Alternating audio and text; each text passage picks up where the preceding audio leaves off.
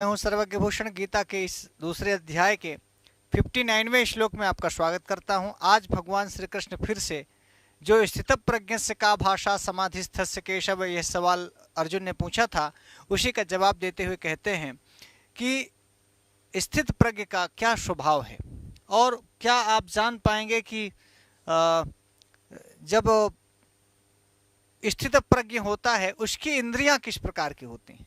तो इंद्रियों के संदर्भ में बात करते हुए भगवान श्री कृष्ण ने कहा कि विषया विनिवर्तन्ते, विषया विनिवर्त निराहारस्य देहिनः रसवर्जं रसोप्यस्य रसवर्जं रस परम दृष्ट्वा निवर्तते। क्या लिखा? निराहारस्य देहिनः, देही और देहिनम, तृतीया में देहिना, फिर देहिने, फिर देहिना, देहिना, देहिन, ऐसा रूप चलेगा। तो ये षष्ठी का एक वचन है और ये भी षष्ठी विभक्ति का एक वचन है। तो निराहारस्य देहिनः क्या अर्थ करेंगे? निराहारस्य देहिनः विषयाः विनिवर्तन्ते रसवर्जम, रस को छोड़कर, रस माने आसक्ति, हाँ, आसक्ति को छोड़कर विषयों से तो अलग हो जाते हैं। विनिवर्तनते माने हाँ, अलग हो जाना, हट जाना।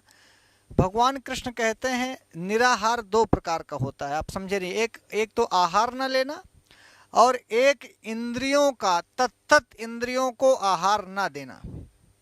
तो जैसे ये चक्षुरिंद्री है हम लोगों की, तो चक्षुरिंद्री का देखना आहार है। तो चक्षुरिंद्री का देखना आहार है, मतलब ये हर तरह की चीज देखती है। बड़े ध्यान से सुनना। तो कौन सी चीज देखनी है, कौन सी नहीं देखनी है? परमात्मा की चीजें हैं, समाधि की चीजें हैं, स्वाध्याय की चीजें हैं, वेद वेदांत की चीजें हैं। तो इन्हें देखे, इनको देखे और आप पढ़ें, ये तो ठीक है।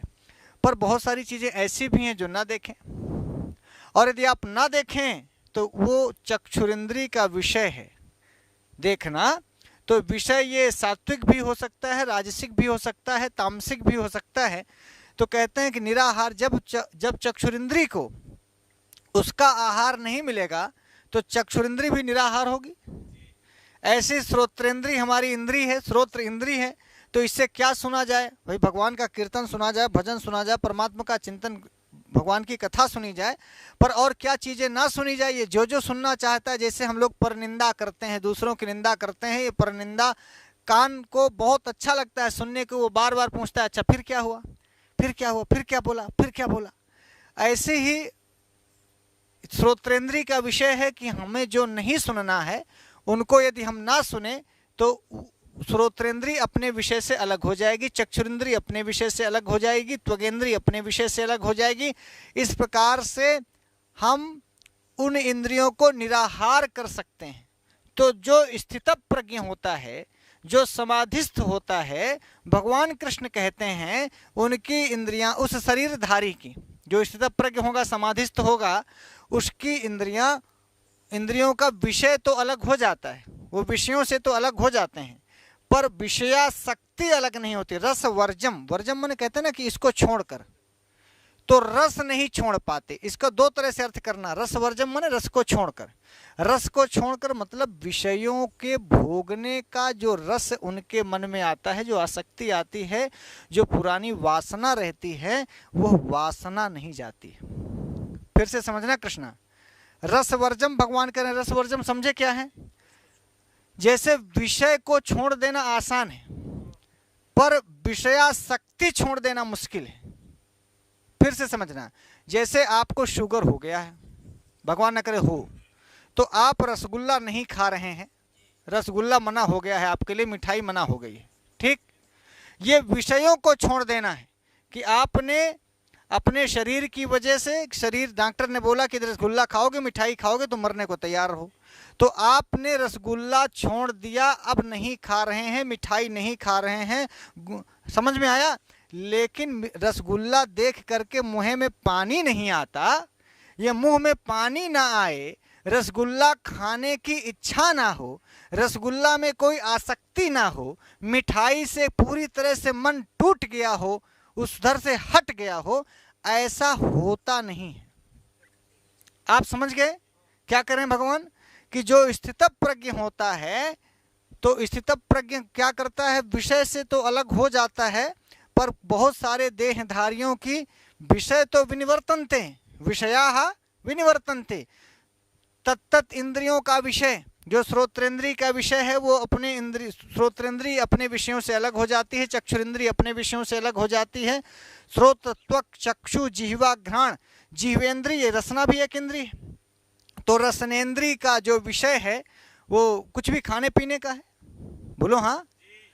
तो कोई चीज ना खाना ये विषयों से अलग हो जाना है, पर कोई चीज ना खाने की इच्छा या वासना या कामना या आसक्ति से अलग हो जाना, ये रस से अलग हो जाना है।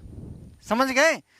हमें अब मान लो डॉक्टर ने कह दिया कि रसगुल्ला नहीं खाना है, तब आप रसगुल्ला नहीं, हम रसगुल्ला नहीं खा रहे हैं, पर बहुत बढ़िया बफर सिस्टम चल रहा हो, ब्रह्मा जी की शादी हो, ब्रह्मा जी द्विवेदी इनकी शादी हो, मारे रसगुल्ला के रखा हो, मिठाई रखी हो, छेना रखा हो, आइसक्रीम रखा हो, 10 प्रकार की सब्जी लगी हो, झकाझक सब लोग खा रहे हो, और वहीं पर कोई आपके सामने से रसगुल्ला, अरे क्या बनाया है गुरु, क्या मस्त है, क्या मज़ा है।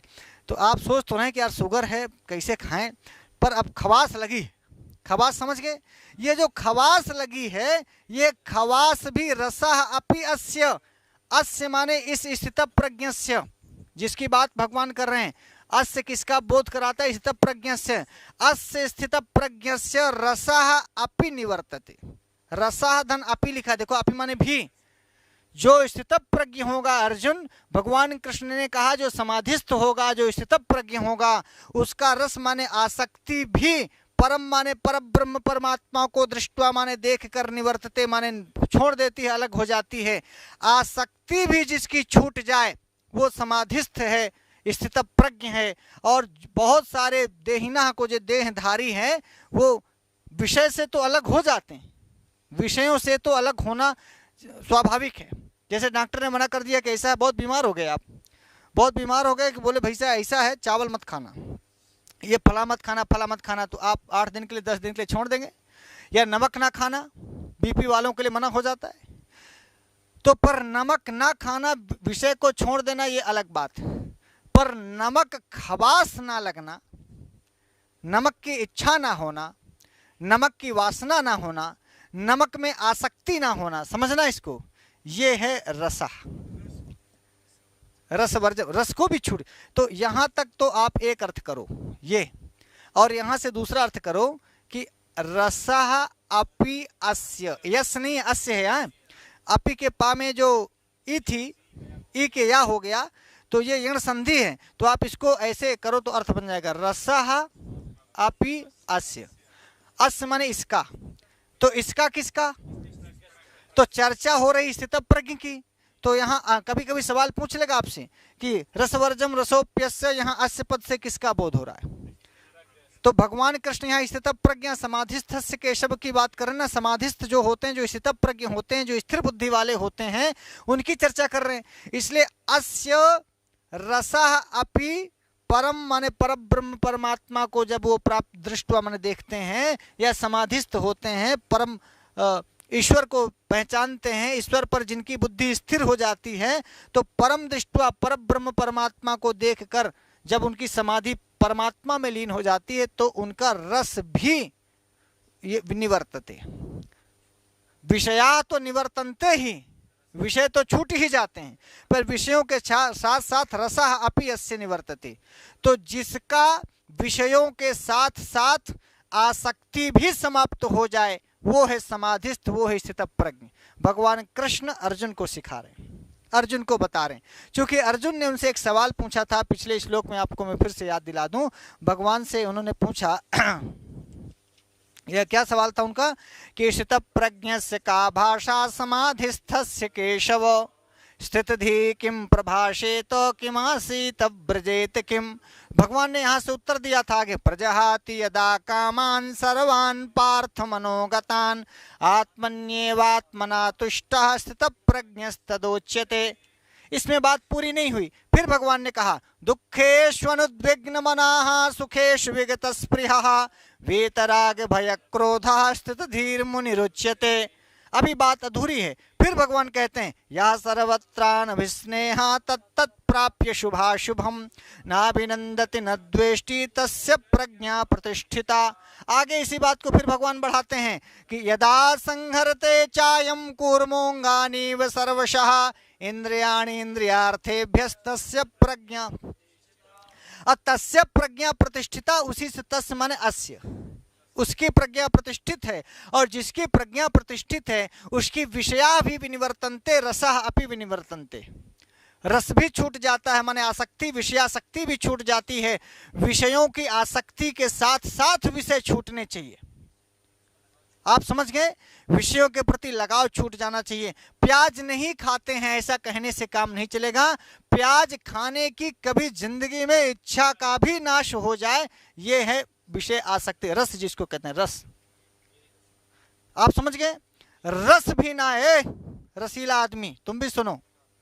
आप किसी लड़की को कुछ भद्दा बोले नहीं, कमेंट नहीं पास किए, ये तो विषया विनिवर्तन्ते।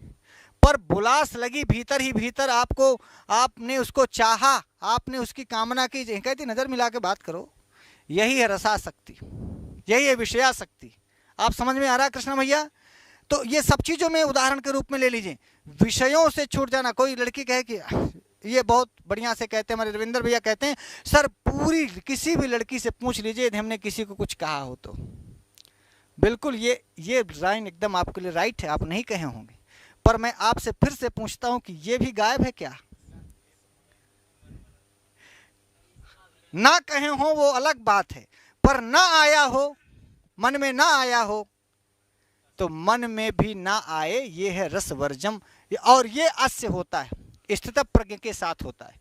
तो भगवान ये कहते हैं कि देखो, किसी को गारी ना देना, पर गारी देने का भाव भी ना होना, ये अलग बात है।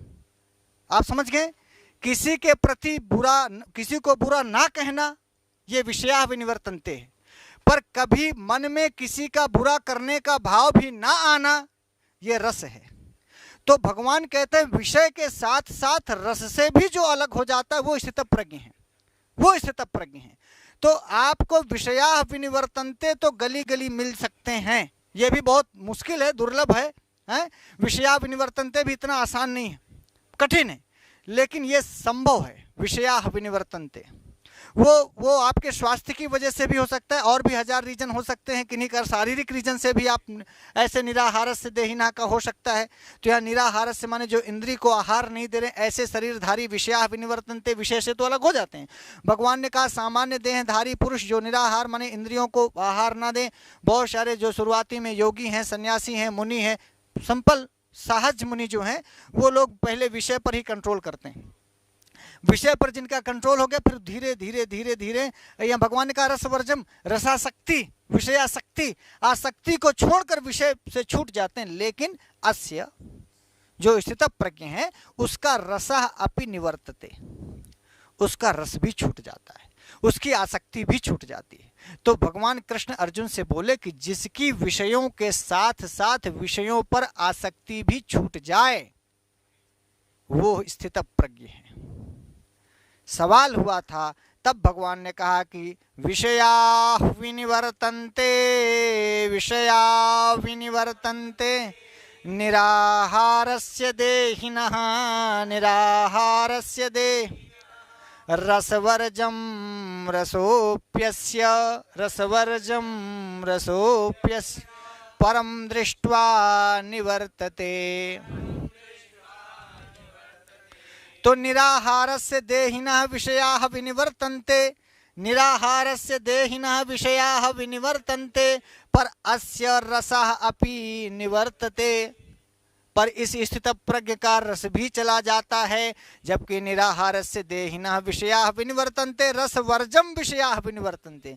रस को छोड़कर, रस शब्द देखो, अब बहुत रस आता है, किसी को बतियाने में रस आता है, किसी को देखने में रस आता है, किसी को कुछ सुनने में रस आता है, शेष मणि भैया, हाँ, किसी को घुमाने में रस आता है, किसी को गिफ्ट देने में रस आता है, हाँ, अपनी वाली को छोड़ के दूसरे को देखने में रस आता है।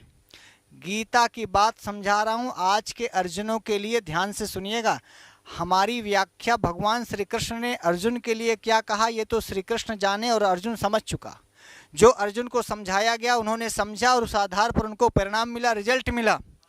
आज के अर्जुन के लिए जरूरी यह है कि भाई साहब विषयों से ज्यादा रसासक्ति खतरनाक है, विषयों से ज्यादा रसासक्ति खतरनाक है। आप किसी को मने मन गरिया रहे हैं, भले ही आप नहीं गाली दिए, नहीं मारे, नहीं पीटे, तो आपके ऊपर एफआईआर नहीं होगी यहाँ इस जगत में। तो जब आप लाठी मारेंगे, कपार फटेगा, तब जाके आपके ऊपर एफआईआर होगी। तो आप विषया विनिवर्तनते, लेकिन आप रोज मना रहे हैं कि ससुरा मर न जाएगा साले के, एक एक्सीडेंट ना हो जी, मारे नाश हो जाएगा सारे के, एक लड़कवा ना सा मर जाई, एक घरवा ना गिर जाए कि बाबा बुलडोजर वाले आके सारे के घरवा गिरा दे 10 मंजिल। आपने उससे कुछ कहा नहीं, ना आप उसका घर गिराने गए, पर आप जो ये भाव अपने मन में रखे हैं कि साले का घर गिर जाए, ये साला पकड़ जाए, इसके नाम एफआईआर हो जाए, साले का एक्सीडेंट हो जाए, एक मेहरारू मर जाए, एक लड़का एक छोड़ के चला जाए, ये है रसासक्ति। तो भगवान ने कहा जो स्थितप्रज्ञ होते हैं ना, वो उनके मन से, उनके चित्त से, उनकी वासना से, उनकी कामना से, उनके अंतश्चेतना से विषयासक्ति समाप्त हो जाती। विषयासक्ति बीज है, बीज ही समाप्त हो जाता है तो फिर विषय आने का कोई सवाल ही नहीं होगा। डॉक्टर के कहने से आप मीठा छोड़े हैं, पर आप देखें मीठा आप जहां लेटे हैं, आपके खाट के नीचे मान लो बड्डे परात में भर करके, बहुत बार होता है कि जौने कमरे में आप लेटे हैं उसी में आपके घर में शादी समारोह है, और ओवन में भाई जहां मालिक रहता है वहीं मिठाई सिठाई रख दिया जाता है कि भाई आप रहेंगे, देखे भी रहेंगे। अब मालिक महाराज को शुगर है, अब उनके अगल बगल चारों ओर मिठाई रसगुल्ला हो रहा है और उसी में रखे हैं, तो सोचता है कि मरना तो है ही, तो बिना खाए काहे मरे, तो खा के ही मरे। अब एक होता है कि भाई नहीं डॉक्टर मना किया हो चाहे नहीं मना किया हो, उसको खाने की इच्छा नहीं है, खाने की इच्छा नहीं है, आसक्ति नहीं है, विषयों में आसक्ति नहीं, इसलिए कर रहे हैं। तो भगवान ने कहा ये स्थितप्रज्ञ है। एक बात और बताता चलूं, केवल विषय और विषयासक्ति समाप्त हो जाए यही भर स्थित प्रज्ञ का एक लक्षण नहीं है कि आप आज से कहें कि नहीं हम अब विषयासक्ति छोड़ेंगे, विषयों को छोड़ेंगे तो हम स्थित प्रज्ञ होंगे। इसके पहले भी 4 श्लोक हैं, उन सभी श्लोकों, अभी इसके आगे भी श्लोक हैं, तो अभी स्थित प्रज्ञ का लक्षण चल ही रहा है। सवाल एक श्लोक में 4 प्रकार के सवाल पूछे ना भगवान से अर्जुन ने, तो अभी उत्तर चल ही रहा है। इसमें भी स्थित प्रज्ञ का एक बात बताई गई कि विषय बाकी देहधारी जो हैं वो निराहारस्य, जो इंद्रियों को अपना आहार नहीं देते, तो विषया से तो विनिवर्तनते, विषयों से तो अलग हो जाते हैं, पर रस वर्जम, रस को छोड़कर, माने विषयासक्ति उनमें रहती है। और जो स्थितप्रज्ञ है उसका अस्य माने उसका रसापि माने विषयासक्ति भी परम दृष्टवा, जब भगवान में वो स्थित हो जाता। अच्छा एक बात और मजेदार कहा, परम दृष्टवा, जब तक आपकी बुद्धि परमात्मा में स्थिर नहीं होगी तब तक आपकी बुद्धि कहीं ना कहीं यहां वहां भागेगी।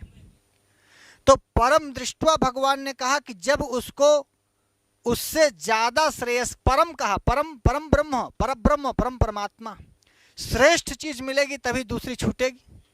अब वो भोग भोगा है, बचपन से लेके जवानी से लेके खूब भोग भोगा है, खूब मिठाई खाया है, खूब घूमा है, खूब घुमाया है, खूब पैसा पाया है, खूब जेब खर्च किया है, बोलिए, तो उसमें अब नहीं कर रहा है, अब भले ही नहीं कर रहा, लेकिन वो विषयासक्ति उसमें है। पर यदि उससे बढ़िया हो जाए परम दृष्टवा, इसीलिए जब आपकी बुद्धि परमात्मा में स्थिर हो जाएगी, योग में स्थिर हो जाएगी, जब आप समत्वम योग उच्चते हो जाएंगे, जब आप योगा कर्म सुकौशलम को जीने लगेंगे, जब आप योगश्चित्तवृत्ति निरोधा का पालन करने लगेंगे, जब आपकी बुद्धि परमात्मा में और समाधि का चिंतन करने लगेगी, समाधि में स्थिर हो जाएगी, तभी और जगहों से बुद्धि आपकी अस्थिर हो जाएगी, और जगहों से बुद्धि खत्म हो जाएगी, वहां से हट जाएगी, वहां से समाप्त हो जाएगी। समझ में आया? इसीलिए आप ये कॉमन व्यवहार समझें, जब तक आप सुप्रीम नहीं होते, सुपर पावर नहीं होते, या कोई अच्छी जगह पर, अच्छे पद पर, अच्छे ओहदे पर नहीं जाते, तब तक छोटा वाला नहीं छोड़ते। समझ में आया? भगवान यही कहते हैं परम दृष्ट्वा निवर्तते, जो स्थित प्रज्ञ है वो परम दृष्ट्वा निवर्तते, उसकी बुद्धि परमात्मा का चिंतन करती है, इसीलिए और जगह कुछ चिंतन नहीं करती। जिसकी बुद्धि परमात्मा का चिंतन करती, इसीलिए वो रसगुल्ला का चिंतन नहीं करता, इसीलिए वो पैसे का चिंतन नहीं करता, घर का चिंतन नहीं करता, स्त्री का चिंतन नहीं करता, खेती का चिंतन नहीं करता, क्या हो रहा है, कहाँ बोया, कहाँ कटा, कहाँ, उसका चिंतन ही नहीं करता। परम दृष्टवा निवर्तते, भगवान ने कहा, ये ध्यान में रखना। समझ में आ गया? दृष्ट धातु से त्वा प्रत्यय करेंगे, दृष्टवा होगा।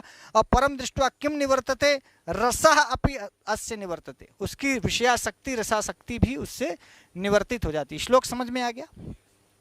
तो मेरे ख्याल से आप समझ गए होंगे कि भगवान कृष्ण अर्जुन को समझाते हुए ये बात कहते हैं। हम अपने सभी अर्जुनों से यही कहेंगे कि देखिए, विषय से ज़्यादा खतरनाक विषयासक्ति है, तो बेहतर होगा कि हम किसी का बुरा ना करें, ये सही बात है, पर बुरा करने की सोचे भी नहीं, ये उससे भी सही बात है। तो बुरा ना करना और बुरा करने की ना सोचना, किसी को बुरी दृष्टि से ना देखना अलग बात है, पर बुरा उसके बारे में गड़बड़ सोचना या उस पर आसक्ति होना या उसके बारे में बुरा से सोचना, ये उससे भी बुरी बात है। तो भगवान विषय से ज़्यादा विषयासक्ति जिनकी हट गई हैं वो स्थित प्रज्ञ हैं, उनका लक्षण करते हुए बोले कि जो स्थित प्रज्ञ होते हैं वो विषयों से तो अलग होते ही हैं, विषयों के साथ साथ उनकी आसक्ति, उनकी इच्छा, उसकी वासना, उसकी कामना से भी अलग होते हैं। आज के लिए इतना ही, फिर नई वीडियो के साथ उपस्थित होंगे, तब तक के लिए नमः संस्कृताय।